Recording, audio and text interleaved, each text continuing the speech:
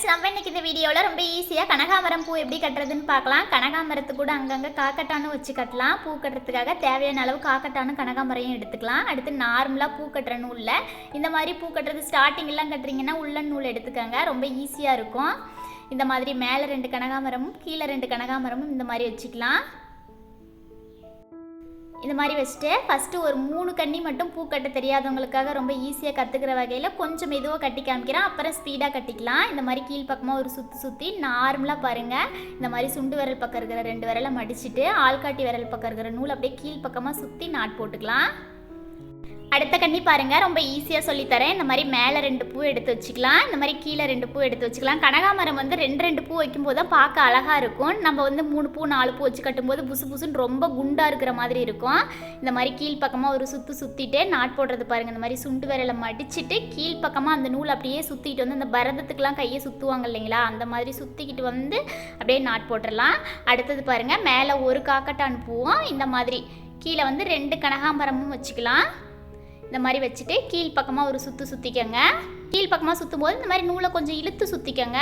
சுற்றிட்டு நாட் போடுறது சுண்டு விரல் பக்கம் இருக்கிற நூலை மடிச்சுட்டு ஆள்காட்டி விரல் பக்கம் இருக்கிற நூல் அப்படியே கீழ் பக்கமாக சுற்றி நாட் போட்டுக்கலாம். அவ்வளோதான். அடுத்தடுத்து கட்டும்போது ஸ்பீடாக கட்டிக்கலாம்.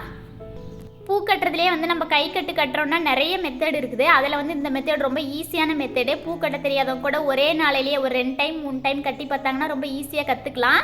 நம்ம வந்து இன்றைக்கி கட்டுறது பாருங்கள், கனகாமர பூ கொஞ்சம் அதிகமாக தெரிகிற மாதிரி காக்கட்டான் வந்து அங்கங்கே இருக்கிற மாதிரி கட்டணும். இந்த மாதிரி கட்டும்போது பார்க்க ரொம்ப அழகாக இருக்கும். நம்ம வந்து 2 கனகாமர பூ மேலே 2 கனகாமர பூ வச்சுக்கிட்டோமா, கீழே காக்கட்டான் ஒரு பூ வச்சுக்கலாம். அடுத்தது மேலே காக்கட்டான் பூ ஒரு பூ வச்சுக்கிட்டு கீழே 2 கனகாமர பூ அந்த மாதிரி மாற்றி கட்டிக்கலாம். இந்த மாதிரி கட்டும்போதே பார்க்குறதுக்கு ரொம்ப அழகாக இருக்கும். கனகாமரம் கொஞ்சம் அதிகமாக இருக்கிற மாதிரியும் காக்கட்டான் வந்து வெடிக்காமல் இருக்குது இல்லைங்களா. இது வந்து பார்க்குறதுக்கு அங்கங்கே ஒரு பூ முழு பூவாக தெரியும். நம்ம 2 பூ வச்சு கட்டும்போது கொஞ்சம் கசகசன்னு இருக்கிற மாதிரி இருக்கும். இந்த மாதிரி வச்சு கட்டும்போது பார்க்குறதுக்கு ரொம்ப அழகாக இருக்கும்.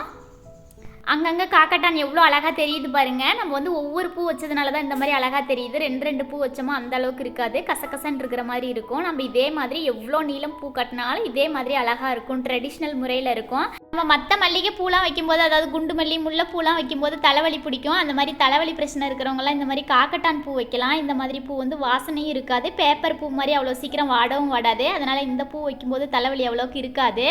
கனகாமரம் பார்த்திங்கன்னா நிறைய பேர்த்துக்கு இது காகித பூ மாதிரி இருக்குது அப்படின்னு சொல்லி நிறைய பேத்துக்கு பிடிக்காது.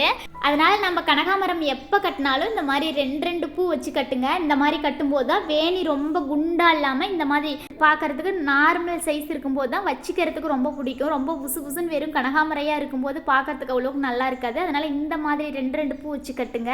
இந்த மாதிரி வச்சு கட்டும்போது பார்க்கறதுக்கு சிம்பிளாகவும் இருக்கும், அதே சமயம் ரொம்ப அழகாகவும் இருக்கும்.